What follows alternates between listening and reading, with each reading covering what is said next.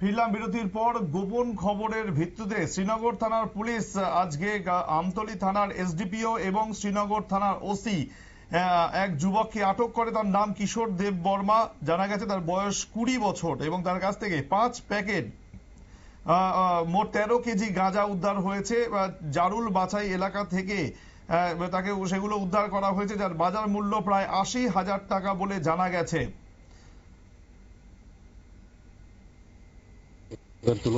একজন ছেলে কিশোর দেববর্মা নামে একটা ছেলে জারুল বাজার থেকে আনন্দনগর দিকে মাথা এবং কাণ্ডে করে একটা বস্তা, সাদা বস্তা শুকনো গাঁজা নিয়ে আসতেছে জঙ্গল পথে। আমার কাছে খবর পাওয়ার পরে আমরা জঙ্গলের মধ্যে অ্যাম্বুশ পাতি, অ্যাম্বুশে বসে এবং আসার পরে একটা ছেলে কাণ্ডে করে একটা বস্তা নিয়ে আসতেছি। ওনাকে আটক করলাম। আটক করার পরে বস্তার মধ্যে দেখি, তল্লাশি করে দেখি যে এটার মধ্যে বস্তার মধ্যে শুকনো গাঁজা আছে। অনুমানিক কত টাকার হবে? এখন আমরা মাপার মেশিন টেশিন জোগাড় করে মেপে দেখছি কেজির মতো শুকনো গাঁজা পাইছে একটা সাদা বস্তার মধ্যে। টোটাল প্লাস্টিক প্যাকেট আছে এখানে মধ্যে 8টা প্যাকেট। প্রায় সর্বমোট বাজার মূল্য হতে পারে কিশোর দেববর্মা নামক ছেলেকে আমরা আটক করতে পেরেছি।